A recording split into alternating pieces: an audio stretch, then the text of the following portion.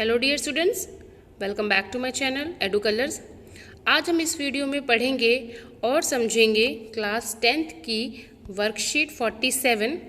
Chapter का नाम है लोकतंत्र के परिणाम। ठीक है, और ये वीडियो जो है, ये जो वर्कशीट है, ये 22 अक्टूबर को शेड्यूल की गई है। लोकतंत्र के परिणाम। लोकतांत्रिक सरकारें इसलिए बेहतर कहलाती हैं क्योंकि वे उत्तरदायी, जिम्मेदार और वैध सरकारें होती हैं।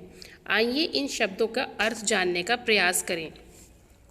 देखिए, पिछली वीडियो में भी मैंने आपको बताया था कि लोकतंत्र की जो सरकार होती है वो क्यों बेहतर होती है, क्यों तानाशाही या राजतंत्र के मुकाबले जो हमारी लोकतांत्रिक सरकारें हैं वो किसी भी देश को अच्छे से चला सकती हैं।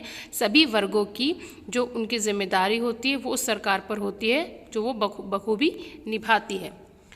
यहाँ पर जो 3 शब्द दिए हुए हैं, उत्तरदायी, जिम्मेदार और वैध, ये शब्द लिखने में छोटे होंगे लेकिन एक लोकतांत्रिक सरकार के लिए इन शब्दों का बहुत बड़ा महत्व है। तो चलिए पहले हम ये देखते हैं कि उत्तरदायी सरकार क्या होती है। यह सरकारें अपने फैसले लेने की प्रक्रिया में निश्चित किए गए नियम कायदों और प्रक्रिया को मानने के लिए उत्तरदायी होती हैं। यानी कि जो भी उन्होंने निश्चित नियम कायदे किए हैं, जो भी उन्होंने लोगों से वायदे किए हैं, उसके प्रति उसे उत्तरदायी होना पड़ता है और अपने जो भी वायदे उसने किए हैं उसको निभाना पड़ता है। इससे फैसले की बेहतर होने की संभावना होती है और इन्हें विधायिका और विपक्ष का सामना करना ही होता है। जैसे कि लोकतांत्रिक सरकारें होती हैं वो लोगों द्वारा चुनी हैं, यानी लोकतंत्र का मतलब लोगों का शासन। तो लोगों का शासन तब होगा जब लोग खुद अपने में से लोगों को चुनकर सत्ता पर काबिज करें, बिठाएं। तो जब लोकतंत्र में लोगों द्वारा शासन होता है तो वो कहीं ना कहीं जो विधायिका होती है, क्योंकि हमारे देश में संघवाद है और शक्तियों का बंटवारा है, तो शक्तियों के बंटवारे के तहत जो हमारी विधायिका है उसको हमें जवाब देना पड़ता है, यानी सरकार को जवाब देना पड़ता है। और एक विपक्ष भी है, क्योंकि हमारे देश में कई सारे राजनीतिक दल हैं, क्योंकि हमारे एक दलीय प्रणाली नहीं है, ना ही द्विदलीय प्रणाली है, बल्कि बहुदलीय प्रणाली है। और इसी के तहत जो कई सारे दल हैं उनमें से एक जिसको जो प्रेजेंट टाइम पे जो हमारी सरकार है उससे कम जिसको वोट मिले होंगे वो विपक्ष में बैठती है। तो जो विपक्ष है वो हमारे यानी कि जो सरकार सत्ता में है उसके कामों पर अंकुश लगाती है, उसकी नीतियों में फेरबदल करने की कोशिश करती है या उनके कामों की जांच और गणना करती है। तो ये सारी चीज़ें विपक्ष का काम होता है। तो जो सत्ता पे बैठी हुई लोकतांत्रिक सरकार है उसे विधायिका और विपक्ष का सामना करना ही होगा। चलिए अब आगे बढ़ते हैं। जिम्मेदार सरकार कौन सी होती है? लोकतांत्रिक सरकारें जिम्मेदार होती हैं क्योंकि वो अपने लिए गए फैसलों के परिणाम के प्रति भी जिम्मेदार ठहराई जाती हैं। क्योंकि जो भी फैसले वो लेते हैं अगर उनका परिणाम अच्छा होगा तो भी उसके लिए वही जिम्मेदार हैं, और अगर उस फैसले का परिणाम बुरा होगा तो भी उसके लिए वही सरकार जो है, वही लोकतांत्रिक सरकार जिम्मेदार होती है। उन्हें आंदोलनों और चुनावों का सामना करना पड़ता है जिसमें उन्हें जिम्मेदार मानकर जनता उनके प्रति अपना निर्णय लेती है। यानी कि जो विभिन्न तरह के आंदोलन होते हैं इस लोकतांत्रिक सरकारों में, और जो चुनाव होते हैं, क्योंकि चुनाव तो बेस है, चुनाव के बिना कोई भी लोकतांत्रिक सरकार नहीं बनेगी। तो चुनावों का भी सामना करना पड़ता है, क्योंकि भारत या किसी भी लोकतांत्रिक सरकार जिस देश में है वहाँ पर चुनाव ज़रूर ही होंगे, क्योंकि वहाँ तानाशाही नहीं होगी, ना ही राजा का शासन यानी कि राजतंत्र होगा। तो जहाँ पर लोकतांत्रिक सरकारें हैं वहाँ पर उस सरकार को चुनाव की प्रक्रिया के द्वारा ही चुनकर हम सत्ता पर बैठाएंगे। अगला है वैध लोकतांत्रिक सरकार निश्चित रूप से अन्य शासनों से बेहतर है क्योंकि वैध शासन व्यवस्था है। वैध मतलब जिसे हमने वैलिड, सही करार दिया है, क्योंकि वो इसे लोगों ने चुना है। क्योंकि ये लोगों की अपनी शासन व्यवस्था है, लोगों ने स्वयं इसे चुना है, इसलिए आज पूरी दुनिया में इन सरकारों की सशक्त उपस्थिति है और लोगों का समर्थन भी प्राप्त है। क्योंकि जब लोग खुद अपने में से ही लोगों को चुन के भेजते हैं तो वो उन पे भरोसा करते हैं कि हमारे कार्यों को पूरा करेंगे, हमारी समस्याओं को सुलझाएंगे। इसी वजह से जो ये लोकतांत्रिक सरकारें हैं ये वैध कहलाती हैं और सभी लोगों की मनपसंद सरकार होती है, क्योंकि सत्ता में जिसको ज़्यादा वोट्स मिलते हैं वही सरकार बनाती हैं और ज़्यादा वोट उसी को मिलेंगे जिसको लोगों ने पसंद किया है।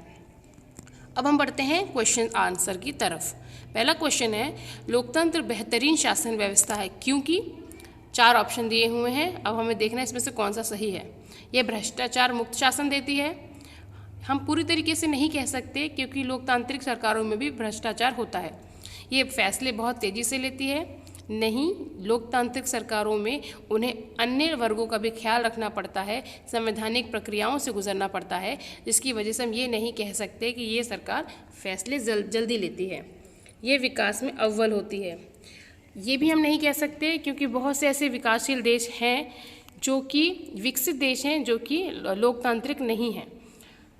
तो अगला ऑप्शन है डी, यानी कि ये उत्तरदायी, जिम्मेदार और वैध शासन है। तो जी हाँ, इसका सही उत्तर होगा डी, क्योंकि ये उत्तरदायी होती है, अपने कामों के प्रति, लोगों के प्रति जिम्मेदार होती है, विधायिका विपक्ष का सामना करती है और लोगों की पसंद की होती है, इसलिए वैध शासन है। तो इसका डी ऑप्शन सही है। अगला क्वेश्चन है, आपको कोई चीज़ इसलिए प्रिय है क्योंकि उसे आपने बनाया है। क्या लोकतंत्र भी ऐसा ही है? उदाहरण सहित बताइए। तो इसका उत्तर है, लोकतंत्र का मतलब होता है लोगों का शासन। इसे हम वोट देकर चुनते हैं और सरकार बनाते हैं। हमारे द्वारा बनाई गई सरकार हमारे प्रति जिम्मेदार होती है। लोकतांत्रिक सरकार अन्य सभी गैर लोकतांत्रिक सरकारों से बेहतर है। इसे लोकतंत्र प्रणाली ही विश्व में सबसे ज़्यादा बेहतर है। देखिए, साफ साफ जाहिर है कि जो लोकतंत्र वाली सरकार होती है वो गैर लोकतांत्रिक सरकारों से बेहतर होती है, क्योंकि वो सबकी जिम्मेदारी ले के फिर शासन करती है। अगला क्वेश्चन है, अगर लोकतांत्रिक सरकारों को विधायिका, विपक्ष या चुनावों का सामना ना करना पड़े तो क्या होगा?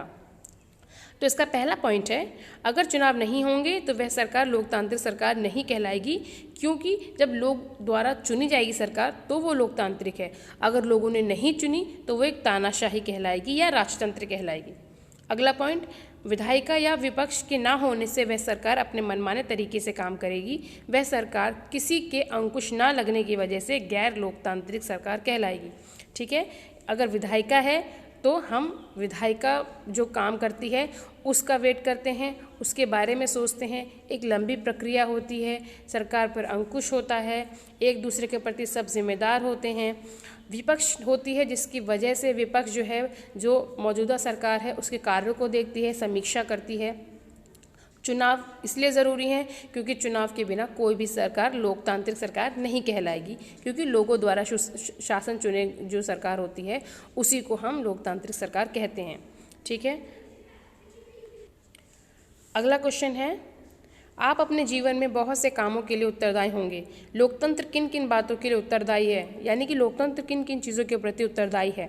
तो पहला पॉइंट है, देश के एक समान विकास के लिए, क्योंकि वो सबका विकास चाहता है, किसी एक ग्रुप का नहीं।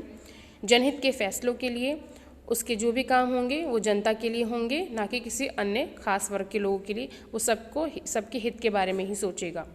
पारदर्शी शासन के लिए, यानी कि पारदर्शी शासन का मतलब है ऐसा शासन कि लोकतांत्रिक सरकार में जो भी कार्य हो रहे हैं वो जनता तक पहुंच हो और जनता उसको देख सकेगी कि ये सरकार किस तरह से काम कर रही है।